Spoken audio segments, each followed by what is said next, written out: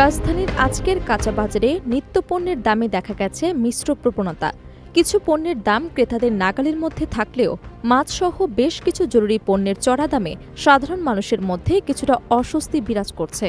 গত সপ্তাহ থেকে এই সপ্তাহ দাম কম কম পেঁয়াজ 240 টাকা পাল্লা, কাঁচামরিচ 40 টাকা কেজি, আধা কেজি 20 টাকা লইছে। দাম আগে চেয়ে একটু কম আসছে। আগে বেচছি 50-60 এখন 40 টাকা হয়েছে, এটা 40 টাকা। সবজির বাজারে আজ কিছুটা ভিন্ন চিত্র লক্ষ্য করা গেছে।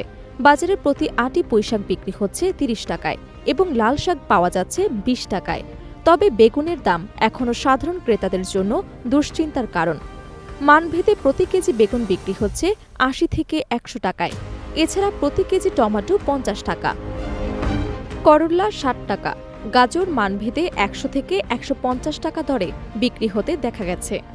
আজকের বাজারের সবচেয়ে বড় স্বস্তির খবর হল আলু এবং পেঁয়াজের দাম। নিত্য প্রয়োজনীয় এই দুটি পণ্যই এখন প্রতি কেজি মাত্র 25 টাকায় পাওয়া যাচ্ছে, যা মধ্যবিত্ত ও নিম্নবিত্ত ক্রেতাদের জন্য বড় ধরনের স্বস্তি নিয়ে এসেছে। সবজির বাজারে কিছুটা স্বস্তি থাকলেও মাছের বাজার এখনও বেশ চড়া।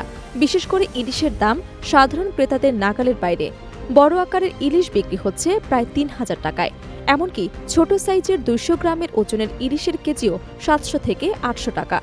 অন্যদিকে সাধারণ মানুষের মাছ হিসেবে পরিচিত পাঙ্গাস মাছের বড় সাইজ 220 টাকা এবং ছোট সাইজ 160 টাকা কেজি দরে বিক্রি হচ্ছে।